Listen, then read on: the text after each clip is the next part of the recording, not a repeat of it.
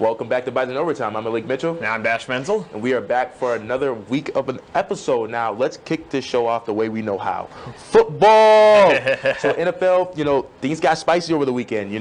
Both conference championship games were exciting. After 34 years, the Bengals are now AFC conference champions. After stunning the Chiefs, I really thought the Chiefs were going to win it. I predicted the Bengals were going to win, but the thing is, before the season, did anybody predict the Bengals to get this far? Nope. I don't think anybody did. With the last few years that they have had a new coaching regime, and, they seemed lost these last few years in terms of free agency, everything. Nothing seemed to click. But finally, for some reason this year, with young talent and free agent pickups, they welded a team together this year, and now they're in the Super Bowl. Yep, and the Rams are back in it after just 3 years with Sean McVay still being head coach.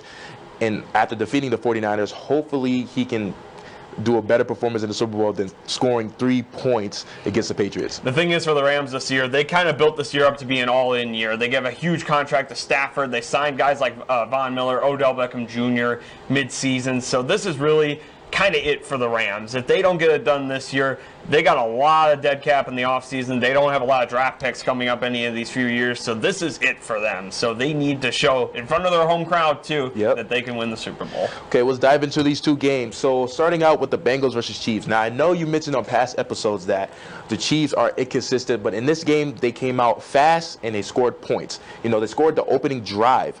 Throwing a mix of runs, short passes, and even Patrick Mahomes scrambling, running out of the pocket. You can't deny the talent on the Chiefs' offense can be able to score points quick, and that's what they did in this game. They mixed up the pass with Travis Kelce. Jarrett McKinnon's getting a lot more time in these playoffs, and he showed his talent with a lot of running in the first half. And the thing is with the Chiefs, they can have times where they get these huge leads, but earlier in the season, their problem was they would have a half where their offense was lights out like normal, but then there's the other half of the game, they just wouldn't be able to get anything going, and that seemed to be what haunted them in this game. Yep, the Bengals couldn't get anything going. At one point it was 21-3. They could only set up for a field goal. Patrick Mahomes getting those throws, hitting McCole Hardman on that deep man-to-man route, hitting Travis Kelce on that touchdown. It was not looking good for the Bengals. And I know everybody was thinking if the Bengals did not score before half, it might have been over. It was a crucial score for the Bengals just before halftime. Samaje Perine on that big screen, but it wasn't even just that. The next drive, the Chiefs, Patrick Mahomes with a limited amount of time, he could still get the ball down the field very fast, and they did, all the way down to the 1 yard line. But this was a crucial mistake for the Chiefs. I felt like they personally could have just taken the field goal, take the points before halftime, but they decided to run a risky play by throwing what was almost a bubble screen to the outside when they had no timeouts and the time was out. If they didn't get to the end zone, they were going to get nothing, and they didn't. Eli Apple made a crucial tackle for the Bengals, and the Chiefs came away with nothing at the end of the half. Yep, and then fast forward to the end of the fourth quarter. Chiefs are in the red zone. It's 24-21. The Chiefs are trying to get a touchdown to go up to avoid overtime.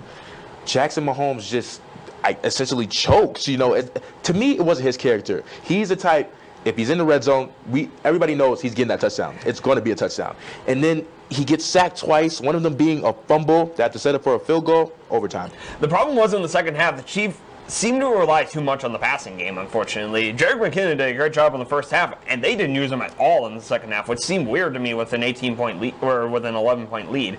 But also on that last drive, the thing that came back to haunt the Chiefs was that offensive line. It was a problem last year in the Super Bowl. It's what they worked on all season to try and reinvest. They got Orlando Brown in free agency. They got a bunch of guys in the draft. But unfortunately, Trey Hendrickson and Cal Hubbard made his day a living nightmare for Mahomes, and especially on that last drive. Yep, and now it's overtime. The Chiefs win the toss. Everybody in the stadium goes berserk thinking that, it's over. The Chiefs are going to score. It's game over. And then you preview what happened next. We saw what happened last week with the Bills. They won the toss, and you kind of knew they were going to win the game, and you had a feeling this week. But the thing was, the Chiefs' offense had nothing going in the second half, and I think everybody forgot about that. The first play was almost picked off, but thankfully it was a drop for the Chiefs by Eli Apple. But then on the third down play, Mahomes just threw it up with a wing and a prayer downfield, and it got tipped and intercepted by Von Bell. and that was all she wrote. Joe Burrow was able to drive the Bengals in the field goal range, and Evan McPherson, who's been money all postseason, gets another field goal, and the Bengals are going to the Super Bowl. Yep. A shout out to Joe Burr, a.k.a. Joe Shiesty. You know, you got Jamar Chase. I love those guys. I really hope they do good in the Super Bowl, but we'll get more into that. And then moving on to the Rams versus 49ers, I think to me it was a balanced game. It just came down to who was going to make a play. Yeah, and it seemed like both teams were doing that early. The Rams and 49ers started out with touchdowns, but this was going to be more of a defensive game. Whoever's defense can make a crucial stop at a crucial moment, that was going to be the key for this game. And both teams know each other very well, granted they're division rivals, and they both had something to prove. The 49ers needed to prove that this season was a big one for Garoppolo and they could actually get to the Super Bowl even after a 3-5 start. And McVay needed to get past his demons in the 49ers since he's lost in the last 6 times he played them. And they needed to get past that. Speaking of the demons, it was a no score the first quarter, and then in the second quarter, Cooper Kupp, who's been doing good all season, even in the including the playoffs, gets that score in the second quarter, and the Debo responds, getting that screen pass. We would do defenders, so it was like you said, whoever's defense can hold. Now, Debo has been exceptional the whole playoffs. Yeah, Debo has had a great postseason. He's really the player that's lifted this offense. They haven't even had much of a running game since Will Mostert went out on the first game of the year, and they haven't had much of a running game. But he's been their running game. He's been their receiving game. He's been everything for this offense. And unfortunately, it still, wasn't enough for them. In the second half, the 49ers had a chance to put this thing away, and they just couldn't do it. Yep, at half, the 49ers were up 10-7, and then the game was looking promising for them after George Kittle caught that touchdown, making it 17-7, and then at the end of the third quarter, The first thing that came to my mind at the end of the third quarter, Kyle Shanahan, the head coach of the 49ers. He's been there, done this before in crucial games. He's had big leads. Had a big 25-point lead as the OC of the Falcons. They lost that one. A 10-point lead in the Super Bowl just 2 years ago. Lost that one in the fourth quarter. Yep. And unfortunately, once again, the crucial play in the fourth quarter that cost the 49ers, in my mind, Jaquiski Tartt, late in the game, only 4 minutes to go, had a chance to get an interception that could have led to a game-winning drive for the 49ers, dropped it. It was right in his breadbasket, and he just dropped it. And that led the Rams to getting a crucial field goal to end up winning the game. Yep, 20-17 is the final score. Now, looking ahead to the money, the Super Bowl is next weekend at the Rams Stadium. The Rams are home, and they got the Bengals, the fan favorite, or the Rams. Hopefully the defense can step up. Who you got? Personally, it's going to be a very hard Super Bowl. This season has been chaotic in so many ways. It's just confusing. It's been so weird, and it's so hard to pick a Super Bowl winner this year because you never knew. For example, the Bengals, we had talked about. Nobody expected them to make it here. Nobody thought they were going to be even in the playoffs probably, and now they're here with the Super Bowl. They got Joe Burrow, Jamar Chase, Tyler Boyd, T. Higgins, C.J. Uzomah on that offense, Joe Mixon in the backfield. They have the talent. Meanwhile, you got the Rams offense. They have, Matthew Stafford finally freed from Detroit, and he's showing what he can do on a different team. Yep. He's got Cooper Kupp. He's got OBJ. OBJ. Van Jefferson has really come on this year. So these both are heavy offensive teams. They also got talent on the defense. Bengals got Trey Hendrickson and Cal Hubbard off the defensive ends. They got secondary with Bates. And the Rams, the Rams. They're like the LA Lakers of the NFL with that defense. They got the big names: Von Miller, Aaron Donald, Jalen Ramsey. Jalen Ramsey. And they even got Eric Weddle to come out of retirement. He's been doing very well. Yeah. So this is going to be very interesting, very close. But since this year has been so chaotic, I'm going to vote for all the chaos. Cincinnati wins it on an Evan McPherson field goal. I knew you were going to go with the Bengals. You like being optimistic. I don't like that. I want a concrete answer. I'm going with the Rams. I think the Rams are going to win the Super Bowl because it's no secret the Bengals are a second-half team, and the Rams so far, consistently been coming out fast. Now, the Bengals are just an 18-wheeler. It takes them a while to get in the gears. Now, if the Rams come out fast and the defense and the Rams defense, hold the Bengals, it might be just over. One thing that's going to be key in this game, though, that I think you're forgetting, who makes less mistakes? Yep. Look at the Rams these last couple of weeks. The Buccaneers game, they almost fumbled their way into a loss in that one. 4 fumbles in the second half. It was ridiculous how many times they were trying to lose that game. Even in the 49ers game, that pass from Stafford that should have been picked off by Jaquiski Tartt. The Rams have been really, unfortunately, making a lot of boneheaded mistakes in crucial times, whereas Cincinnati, I haven't seen that much from them. They haven't been making crucial turnovers, and that's why they've been winning games. They kind of value off the other team making mistakes, and sometimes that's all you need to do to win these games. And fun fact, our past girl on the show, Alex Dusky, she gave us some info on Joe Burrow. Him and his dad used to run around NDSU campus in the early 2000s when his dad was on the coaching staff. So yeah, I mean, it proves that even with the NDSU players, when NDSU football's not going around, that we still got something to talk about with NDSU because our football team is so vital to everything, apparently, even in the NFL. Speaking of NDSU, a couple of gears in the bowl game, got the Shrine Bowl. You got some info on that? Yep, Cordell Volson and Braden Thomas played last night in the East-West Shrine Bowl. Cordell Volson, actually, it's kind of funny. On the first drive for the West, one of the Virginia tight ends ended up fumbling the ball, and it looked like the East was going to recover because they had 3 guys around it, and Volson ended up diving into the pile and making the recovery. Yeah. And sometimes, hey, as an offensive lineman, you need to be around the play to make sure you can get a fumble recovery every now and again. Yep. And then also Christian Watson, he would be playing in the Reese's Senior Bowl on Saturday, or tomorrow at 1:30 p.m. It should be exciting because he has been talking about all week. They've been talking about him being one of the best receivers on the entire roster. Yeah, it was glad to see him, winning every one-on-ones. He just looks good, and I'm glad his hamstring injury is not bringing him down. I'm excited to see what he does in this game. I hope he goes high in the draft. I know there's a surplus of receivers going in, but I think he'll be pretty high. There's been rumors, that he's going to be now in the top 100 in picks. That could put him all the way in the 4th or even the 3rd round. Mm-hmm. And the same thing with Volson and Thomas. Thomas might be undrafted late round pick, but he showed some good showings in the Shrine Bowl. He had a lot of pressures, a lot of QB pressures, so he's definitely someone to look out for. And Cordell Volson, he's already been predicted to be a 2nd, 3rd, or 4th round pick as an offensive lineman. So we'll have to see how both of them are going to do at the NFL level, along with Christian Watson, who can be very explosive for a lot of teams. Yep. Side note, we definitely got to bet on the Super Bowl because you think, I get what you're coming from. You're being, okay. It's not optimism, when the Bengals actually win the game. Okay. Yeah. It has been a question mark. You think someone's going to win, and then they just... I know it's been crazy, but the Bengals winning the Super Bowl?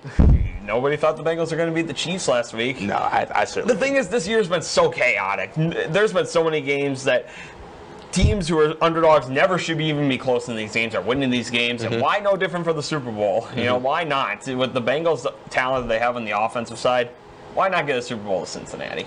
We'll have to see on the last stage if they get it, but we're going to take a quick break. When we come back, we're going to get into men's and women's basketball. Stay tuned. There are so many great things to experience at NDSU. It's hard to pick one, but my favorite is the people. They make it such a warm place. The Bison aren't just across the country, they're across the globe. It's the perfect distance from home. The faculty are our biggest cheerleaders. Hands-on research experience. The affordable tuition. All the opportunities to stay active on campus. Real-world learning experiences. Once I got on campus, it felt like home.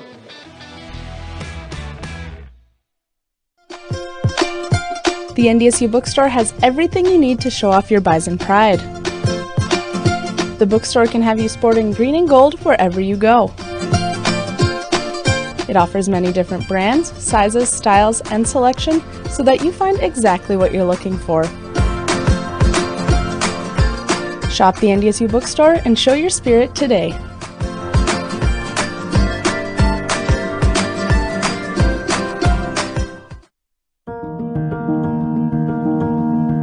No kid deserves to go hungry, but try as they might, not every family can afford to put food on the table every day. That's why the Great Plains Food Bank and their partner agencies work every day to bring food to our hungry neighbors. Every dollar donated can provide 4 meals for those in need. Go to greatplainsfoodbank.org and donate today so no kid in North Dakota ever has to go hungry. There are so many great things to experience at NDSU. It's hard to pick one, but my favorite is the people. They make it such a warm place. The Bison aren't just across the country, they're across the globe. It's the perfect distance from home. The faculty are our biggest cheerleaders. Hands-on research experience. The affordable tuition. All the opportunities to stay active on campus. Real-world learning experiences. Once I got on campus, it felt like home. And we're back. We're going to kick this segment off with men's basketball. So this previous Saturday, the men's played conference leader, South Dakota State University, and lost 80-76 at their house. Now, we knew it was going to be a tough game. Those boys really fought hard, though. It was tied 38 at half. Yeah, there's no shame in losing this game. They can, not any team can go into a place like South Dakota State, a team who has not lost a conference game yet this year, and play like they did in their house. It was a very close game. Keeping shot for shot with them for the longest time, and that has to make a team feel confident, especially now we're in the last month before we head into the Summit League tournament. The fact that we can keep up with the team who's probably going to be the #1 seed at the tournament, gotta make you feel really good. It was like neck and neck, like, wow, when those boys went against Oral Roberts. It's just keeping the hope alive and making those shots drop.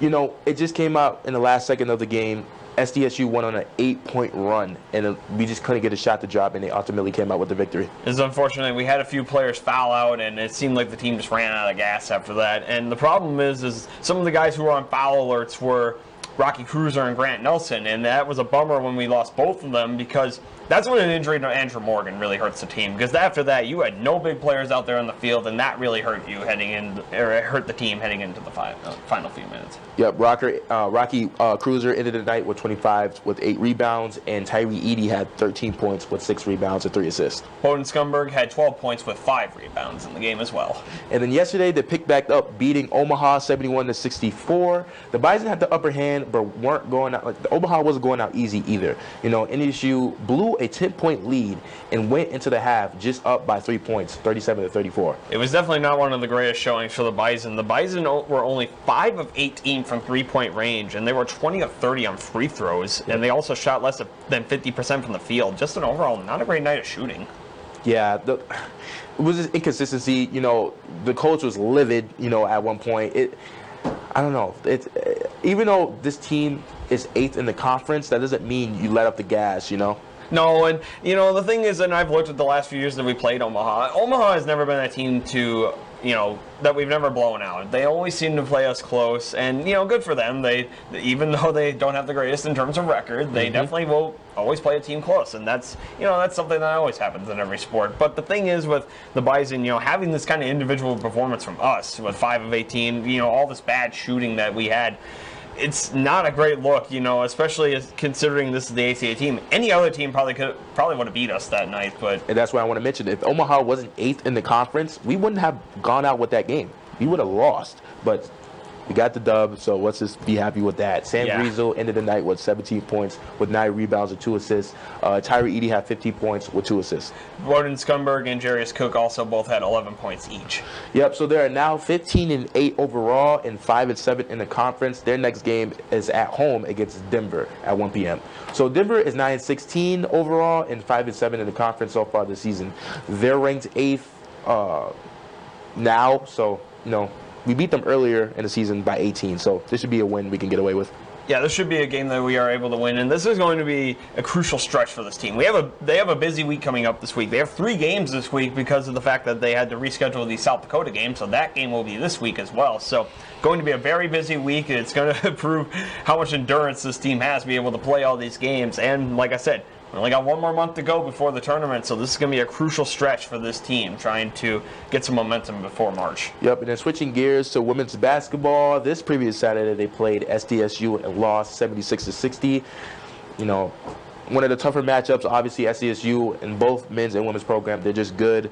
They're number 2 in the conference. Last year we struggled with them. It's just not much we can do. However, though, it was another game where they were consistently with the opponent, with SDSU, for about 3 quarters. But it was just that 1 quarter that gets away from them. And in this case, it was the first quarter. They scored 17. We only scored 9. And it just seemed like, we were able to keep up the rest of the quarters. We only had 3 points less than them in every other quarter. But that first quarter just got away from us, and you can't recover from that. You get yourself in a hole, and you can't get out of it. Yeah, but I wouldn't say they give up. No. At this point, I wouldn't say they give up because they always keep their spirits high. It's Exactly. just as far as getting those shots to drop, running those plays correctly. It seemed like we'll run a good play and then just miss the layup. It's just one of those situations. Yeah, and it's something that you could still fix, though. And the fact that they have the heart, and that's something that a lot of teams don't have, and that's something that's good to have. And the thing is, they just need to get some more points on the board. And, shooting is something that you can still fix throughout the season. We've still got a month to go before March, but it's something that, the team has to keep an eye out for, though, too. With this last month coming up, they need to still keep their heads up because they're currently 6th in the conference right now, and a bad last month could drop them all the way out of the tournament. Yep, Heaven Handling ended that night with 13 points, with 3 assists and 2 steals, and Emily Dietz had 11 points. Abby Schulte also had 9 points and 2 rebounds. And then yesterday they played Omaha and won 69-53. This was expected to be Omaha because Omaha is the bottom of the conference. Ryan Cobbins had 17 points with 5 rebounds, and Heaven Handling had 14 points with 6 assists. Emily Dietz also had 12 points and 6 rebounds. And, this is a game you expect to win, but it's also still good to see them play a full, complete, sound game. Because sometimes you can go into these games thinking that you're going to win already, and you don't play a complete game because of that. Thankfully, the girls did not get that message. They played a perfect game, and this is something that is very good to see for this team. Yep, so they are now 7-16 in overall, and then 2-10 in the conference. The next game is tomorrow at 2 p.m. against Denver in Colorado. Denver is 13-8 overall and 9-1 in the conference.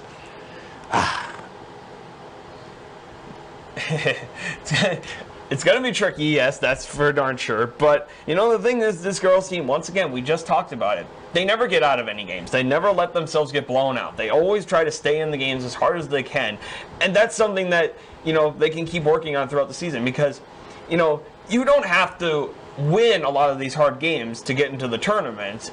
But once you get to that tournament, you definitely want to win all the games then. So this is something that they can definitely work on. The fact that they can keep in these games with all these harder opponents is a good sign for March. Yep, hopefully they can get that win and go up in the conference because you only got to be top 8 to make it to the Summer League tournament. Yeah. So ruin those girls on. But when we come back, we're going to end the show with wrestling and track and field. Stay tuned.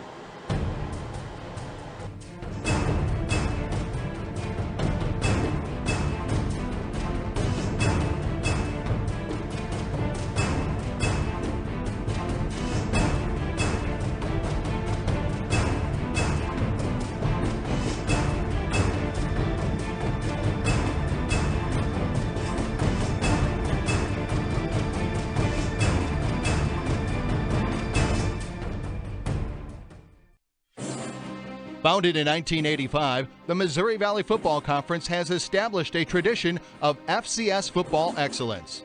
Competing at the highest level of NCAA Division I, student athletes at its 10 institutions demonstrate character, passion, and integrity as they grow as a student, an athlete, and a citizen. The Missouri Valley Football Conference, where leaders are shaped and champions are forged.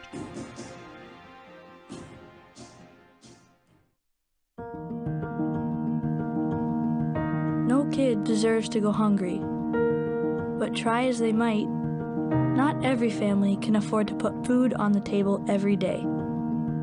That's why the Great Plains Food Bank and their partner agencies work every day to bring food to our hungry neighbors. Every dollar donated can provide 4 meals for those in need. Go to greatplainsfoodbank.org and donate today so no kid in North Dakota ever has to go hungry.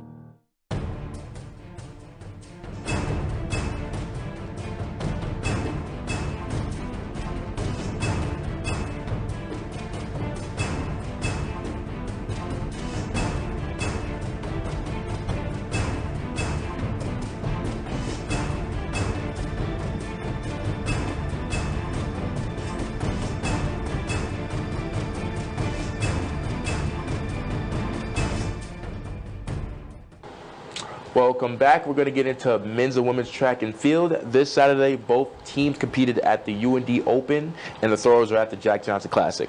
So, let's get into some stats here. Justin Jacob Roeder won the 1,000-meter, clocking 2 minutes and 27 seconds, fastest Bison in 16 years, and he ranks 4th in school history. NDSU sophomore Nell Graham ran an indoor 400-meter personal best of 55.56 seconds to win, ranking 10th in NDSU indoor history. And then the Bison claimed the top 3 places in the 400-meter. Senior Cody Roeder taking 1st place. Redshirt freshman Angel Pratt won the 200-meter dash in 24.86 seconds, ranking 11th all-time at NDSU. And the Bison women swept the top 4 places in that event. And then the men's also took 3 places in the 60-meter hurdles, with Trent Davis taking first with 8.12 seconds. Bison freshman Casey Cooper won the 800-meter for the second straight week in her first 2 collegiate debuts, running 2 minutes and 15 seconds. And then Dante White took the 60-meter dash title, winning 6.87 seconds and tied for 8th fastest in industry history. And then sophomore Adrian Harris won the 600-meter in 1 minute and 21 seconds.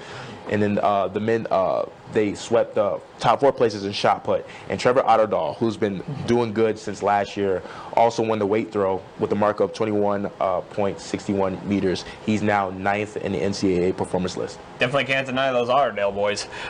Bailey Dirks took first in the 60-meter hurdles, clocking a season best 8.86 seconds. Yep, so both teams will return home today and tomorrow to host the Bison Open. Yeah, and one more stat, sorry. Alyssa Melvin claimed the triple jump title, posting a new season best mark of 11.73 meters. Yep. So it seems like both teams are doing pretty good. Just like last season, both teams were balanced. We did good in the Summit League Championship, so.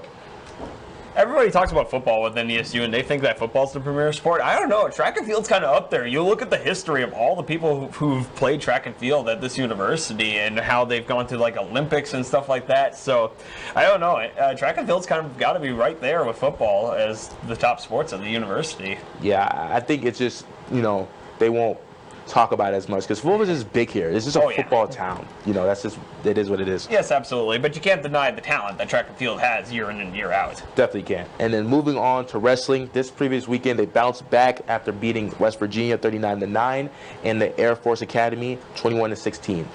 Jarek Franick gave the Bison an early lead, a 5-0 lead, after he got a victory in the 157-pound weight class.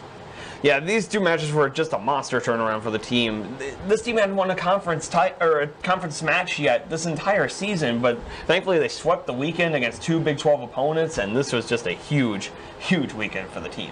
Yep, and then Luke Weber got his payback after beating a wrestler that he had lost to earlier in the season in the 165-pound class. And then Riley Habash picked up a win after a 6-4 split decision at the 174-pound match. And then on the match against Air Force, that match was neck and neck until DJ Parker gave the Bison both momentum and the victory with a 7-1 individual victory that put the Bison out front and would eventually win them the match. Yep, so they're now 8-3 overall and 3-3 in the Big 12 conference though. So they rank 6th in the conference. So not that good, not that bad. No, and it's kind of hard though. With the Big 12 conference, there are 4 teams in the conference who are ranked nationally in the top 25. 2 of them are in the top 10, and we faced both of them already. So, it's definitely not an easy conference to win if you're talking about wrestling as a sport. And, but they got momentum now. They swept the weekend against 2 conference opponents, and with the momentum that they were able to pull from this weekend, they should be able to win both of the matches for this upcoming weekend as well. Yep, so speaking of that, their next meet is next Friday against the University of Arkansas at Little Rock at home, and they return on Sunday to face off against Northern Colorado. So hopefully they get those wins. Northern Colorado is going to be a little bit tougher. They've been ranked in the top 25 at points this year, but they've lost their last 2, so it's going to be interesting to see between these. They got Little Rock, which should be a victory, but then Northern Colorado going to be a good test for them. Coming off 2 straight victories this past weekend, can they beat a team like Northern Colorado? Yep. And then we got to go back to the Super Bowl, Bengals versus Rams. I think it's going to be a good game. Do you think it's going to be a high-scoring game or a low-scoring game? That's going to be very interesting because the thing is, you think with both of these teams having their explosive offensive talents that they could be able to rock out the scores like 40 points for each team. But the defenses have also been playing very well this year. Both teams have undeniable defensive talent. That's why this game is going to be so hard to predict, because both teams have great offenses and great defenses. So who knows who's going to win this game? Right. And you can't count out the special teams either, because Matt Gay, who is the kicker for the Rams, he's the Pro Bowler for the NFC, and Evan McPherson, he's Money McPherson now. He can't miss a kick in the postseason. So they both have been doing very good this year. So it's going to be interesting to see who can win this game and who's going to shine in this game. Also, the MVP. Who's going to be the MVP? There's so many good players. I know people are saying Cooper Kupp. I know some people are saying Joe Burrow, of course. You never know. Yep. The Super Bowl is so unpredictable. Anybody can come up and be a star in this big game. Yep. Make sure you guys tune into the Super Bowl next weekend. Thank you for tuning in to another episode of Bison Overtime. Go Bison.